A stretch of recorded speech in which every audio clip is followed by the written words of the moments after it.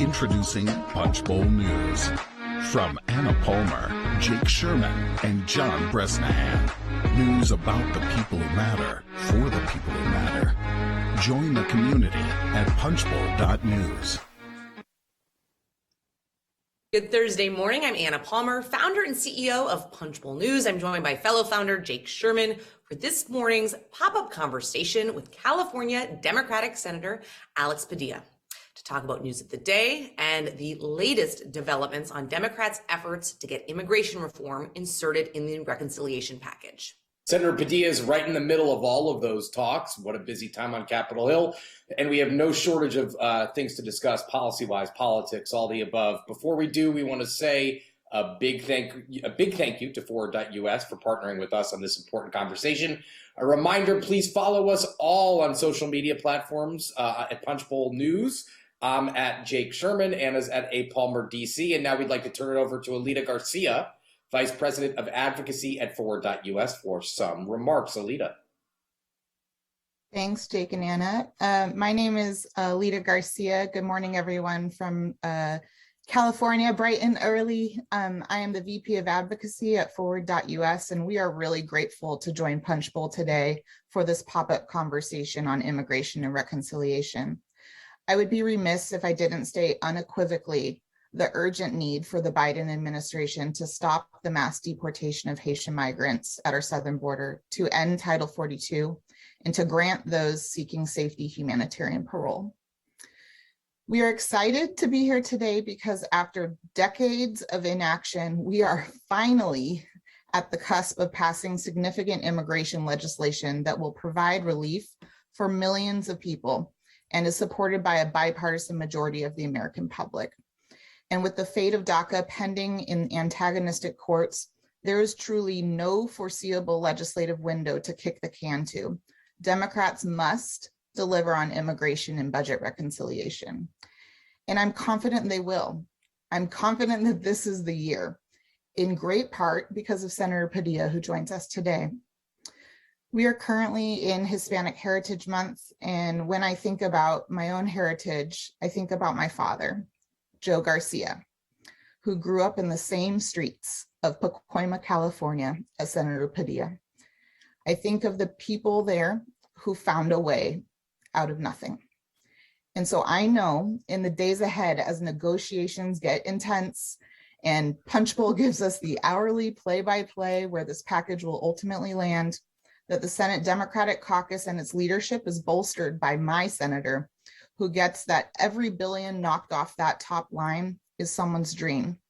Be it the dream of the dreamer in Texas, who's a nurse keeping COVID patients alive in a COVID unit, or the dream of a TPS janitor holder in Florida, keeping hospitals clean, or the dreams of the farm workers bent over in 110-degree heat in the Pacific Northwest, keeping food on our tables.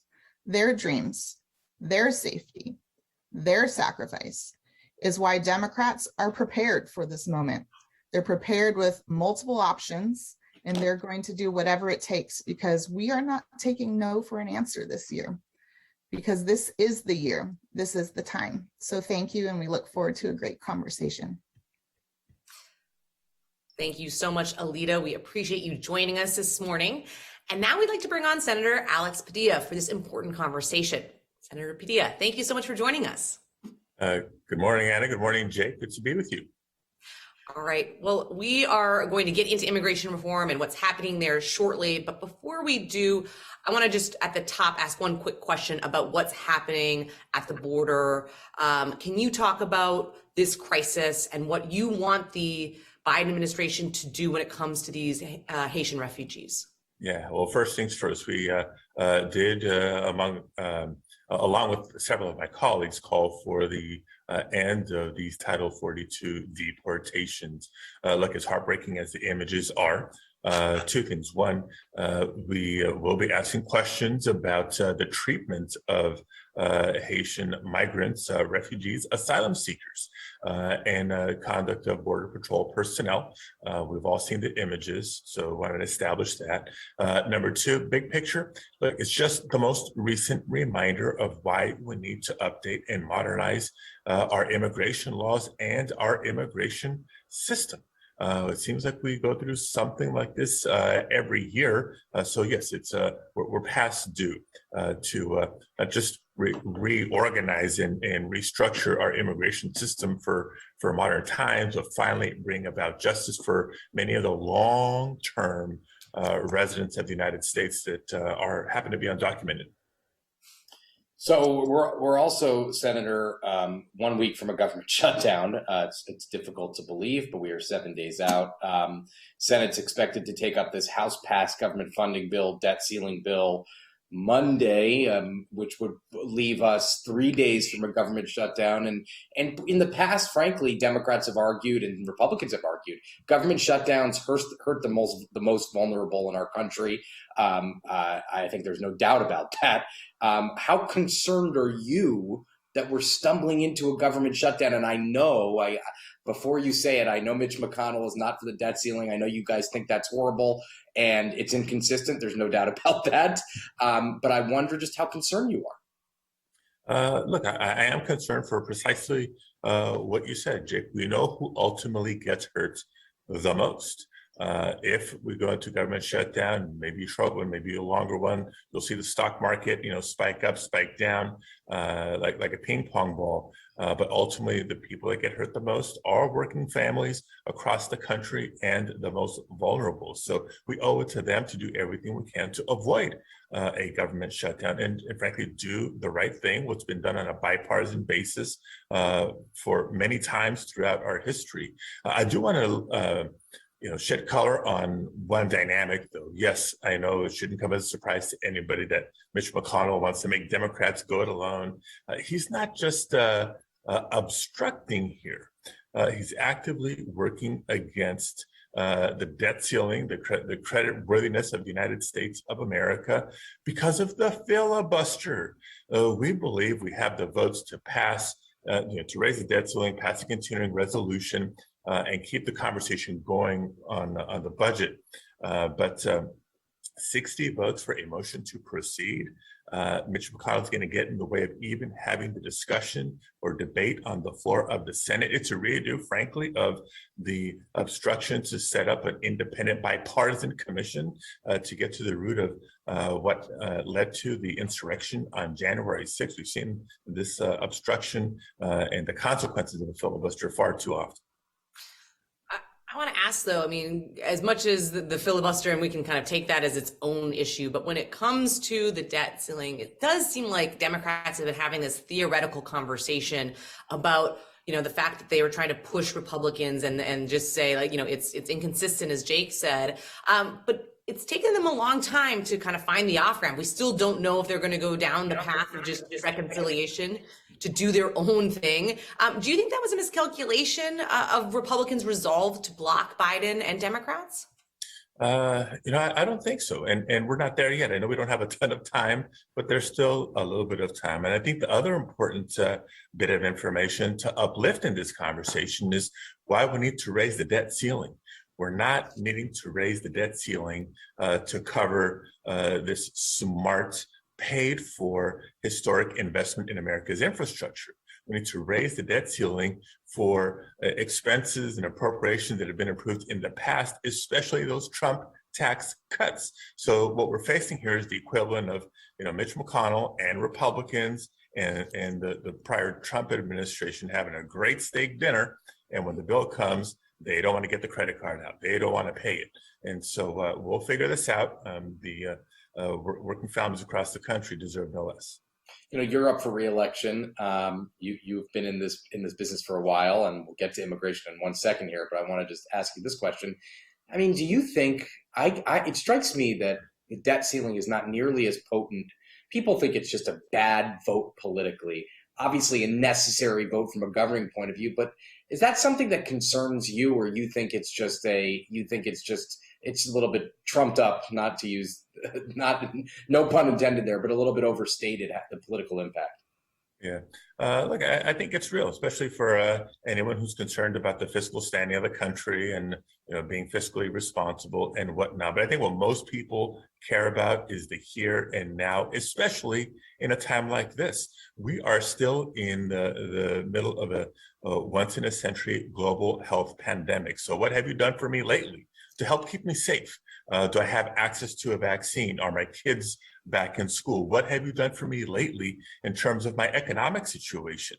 Do I have access to a job? What are my wages like? Am I able to provide for my family in the way that I would like to? And in that regard, I think we're doing a heck of a job, much more to do for the short-term and the long-term sake of our economy. So proud that not just myself and my reelection next year, but the president and all Senate Democrats and House members, we have a lot to be proud of, a lot that we've accomplished, a lot more to do, but we're delivering. All right, let's shift quickly to the other big topic on Capitol Hill, this bipartisan infrastructure deal and the reconciliation package. Progressives and moderates are far from coming to a compromise here. How confident are you that both will get passed in October?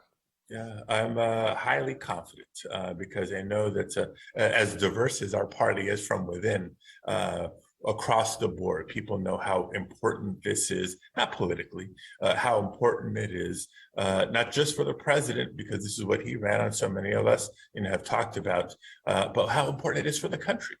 Not just investing in infrastructure to fill some potholes and repair some bridges and tunnels, but be smart about our investments in infrastructure, water systems. We look at the drought situation in California, the electrical grid. We see what it takes to keep the power on in California, to Texas, to the Northeast, and everywhere in between.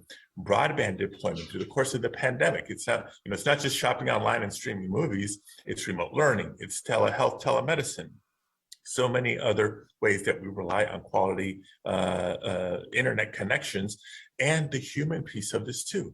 Investing in housing. It was the biggest issue prior to the pandemic. It's only gotten worse during the pandemic. So we need to invest in housing options for people who need it, education, healthcare, my God, and yes, childcare and the care economy. Really tough to get the economy back on track when parents can't go back to work because there's not a safe place to leave your kids. Any parent understands it. So there's more than the strong argument to be made for being bold in our infrastructure investments, and we know we're going to be benefiting it from for years to come. You've been working with Senate Majority Leader Chuck Schumer on the immigration piece. There were high hopes among immigration advocates and senators across the Democratic Party that a pathway to citizenship and a host of other immigration measures would end up in this reconciliation package. Let me ask you, this at the top, the parliamentarian, we should say, ruled it out of order, said it can't be included. You guys say you have other options. I want to get into all that in a second, but if there is no immigration provision in this reconciliation bill, are you a no on reconciliation? Yeah, look, I don't think we're there yet. I'm actually very confident we're going to have an immigration element of this reconciliation proposal. So the parliamentarian said no on Sunday, but not to the effort overall, only to the specific proposal that was in front of her. So we're eager to get back in front of the parliamentarian with alternatives. Like the bottom line is this. I know this is the budget reconciliation process. It's not the standard order or procedure for legislation, but it is undeniable the economic impacts that immigrants make for the nation, from a workforce standpoint, from a consumer standpoint, and from an entrepreneurial standpoint. And when you have that impact economically, you're impacting the federal budget, no question. So I do believe we're going to get there. Talk a little bit about the effort. I know there was some disagreement about whether the strategy should be to be more precise and maybe shoot smaller on the initial kind of forefront with the parliamentarian, or go with this larger package. Did you support the fact to kind of go big on this first iteration with the parliamentarian, even though, as we've said, it was unsuccessful? Absolutely. Look, we need to go big on infrastructure. We need to go big on tackling climate. We need to go big in so many areas, and immigration is no exception to that. The goal remains the same. How do we provide security? Imagine this, the ability to live without fear of deportation as you're working, paying taxes, and raising a family. So Plan A was trying to cover as many people as possible, as quickly as possible. Plan B is going to be, how do we provide those security and protections to as many people as possible, as quickly as possible? And if we have to go to Plan C or D, that's going to continue to stay the same. Okay, what is Plan B, C, D, E, F, G, H? I mean, give us some sense here. I mean, there's been some conversations that I've had with senators and members of the House where there's talk about boosting benefits for undocumented immigrants and things of that nature. I'm not asking you, I know you're not going to tell me what you're going to do. You're welcome to, but I'm curious, just give me some options here. Give us some options about what people who are looking for this provision, what they should be looking for. Yeah, no, again, so the top line is what I just said. How do we provide protection, security for as many people as possible? Different legal ways to get that, whether it's, is it a new category of immigrant, maybe asylum seeker, or whatnot, or is it, how quickly is a potential pathway to citizenship or not, separate and apart from eligibility and access to benefits. There's a lot at play here. And so that's why there's so many options on the table. One of, not getting too far ahead of my skis here, but one of them to consider is what's being referred to as a registry date.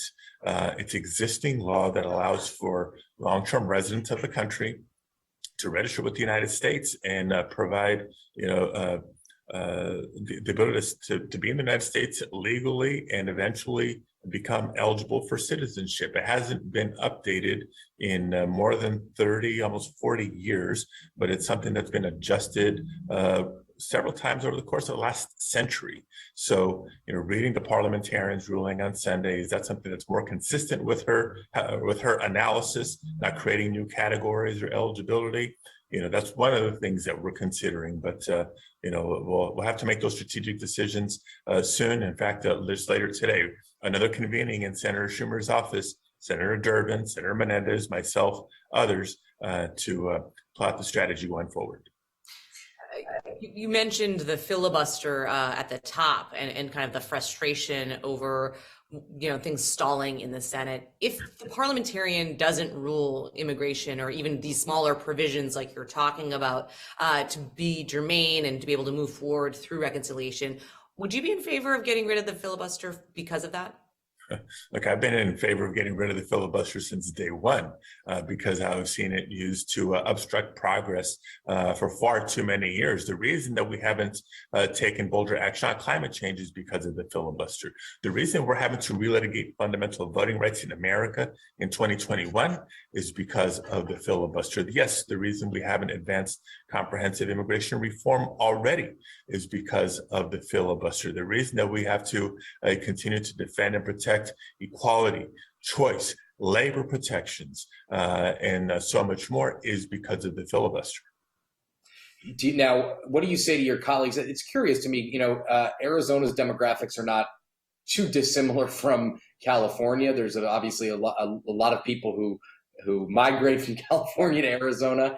What do you say to your colleague, Kyrsten Sinema? I mean, Joe Manchin, I would imagine, has a little bit different of an incentive structure, but Sinema, a lot of people in your world, meaning the Senate, are quite baffled by her resistance to blowing up the filibuster, especially on issues like this.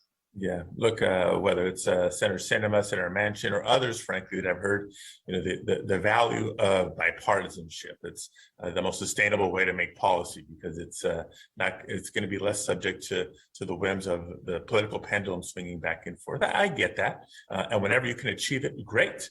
Right, we did it in the round one of the bipartisan infrastructure package. We did it earlier with the Competitiveness Act. But again, I've seen far too many times good policy that has wide bipartisan support across the people of the country fall victim to the filibuster. So how we get there, I think, is a different journey for each of the 100 members of the Senate. We all come from different states, different life experiences, different political priorities, et cetera. But when it comes to this, the president's agenda on infrastructure and the need to pass immigration reform, the need to defend the right to vote, I do think my colleagues, at least on the Democratic side, know how critically important it is, and we're just grinding our way to yes. There's been a lot of talk about the 2022 midterms and how some of these issues that are just stalemated in Washington, voting rights, abortion, others, that Democrats are going to be able to use those to try to galvanize turnout and, recruit candidates in the midterms, certainly, and even 4 years from now. How does immigration play here? I know there's been this has been a long slog for a lot of folks who have been pushing to have something change on immigration reform for a long time. Do you think this is going to be one of those catalyzing moments or issues for the midterms? Look, I think it can be. With California as the best example, right? Home to not just the most populous, the largest population of any state in the nation, the most diverse population of any state in the nation. Yes, home to more immigrants than any state in the nation. And it frustrates me that it's almost a separate conversation or audience when we talk about California being the 5th largest economy in the world, right? If immigrants were a drag on the economy, that wouldn't be the case. California has such a strong economy because of the contributions of immigrants, as I mentioned earlier, workforce, consumers, and as entrepreneurs. Every state in the nation has an immigrant population, some bigger than others, but undoubtedly their economies are stronger because of the contributions of immigrants. And I do think that when you talk to voters, when you talk to the general public, the immigration conversation can be what we chat about in the news, or people can think of somebody they know, whether it's the parents of a friend of their kids in school, whether it's somebody that they work with, whether it's a neighbor. They know somebody. When you humanize the experience and recognize that adult undocumented immigrants, I'm not talking about legal immigrants, but the undocumented immigrants, adults have been here on average 18 years. 18 years of working, paying taxes, raising families, buying homes. Yeah, they're American, and they've earned an opportunity to be on that pathway to citizenship. Describe your transition to the Senate a little bit. We only have time for about, I think, this and one more question. You commute back and forth to California. You have children. You are up for re-election. Kind of a bruising couple of years for you, transitioning into this job, having to run for re-election immediately. Not forgiving. Tell us about that a little bit. Yeah, coffee and adrenaline. Yes. That's what we have for breakfast every day. No, it's I think beyond the saying of drinking from a fire hose, but I wouldn't trade it for anything. It seems like the circumstances I was dealt have been intense. Coming into literally a 50-50 Senate in the midst of the COVID-19 pandemic, in the wake of the insurrection from January 6th. First year of a presidential administration, and yes, not a 5-year ramp up to the re-elect, but a 1-year turnaround with young ones at home, not from Delaware, Rhode Island, Maryland, or Virginia, but on a cross-country flight every week. But knowing the stakes, not just for California, but helping to do my part for the nation. And honestly, I feel lucky to be here at this time with an engineering background, to be able to talk infrastructure. When I was in the state Senate, I chaired the Committee on Energy, Utilities, and Communications, and be part of that climate change discussion and debate. As California's former Secretary of State, to be at the heart of the fight for voting rights in America. And yes, as a proud son of immigrants, advancing the cause of immigration rights at this unique opportunity in our country's history. I feel like the stars are aligned. I'm excited about getting a lot more done in the next few months. All right, Senator, well, I know you have a heart out, so we will let you go, and just want to say thank you so much for taking the time this morning to talk about immigration, what's happening in the Senate, government funding, and a lot more that we got to in these 20 or so minutes. We really appreciate it. And a big thank you to Forward.us for making this conversation possible. We appreciate you joining us on the live stream today and look forward to more conversations like this coming up this fall. So stay tuned. You can subscribe to Punchbowl News at punchbowl.news. We look forward to having you read us and seeing you for another one of these soon. Have a great day. Stay safe.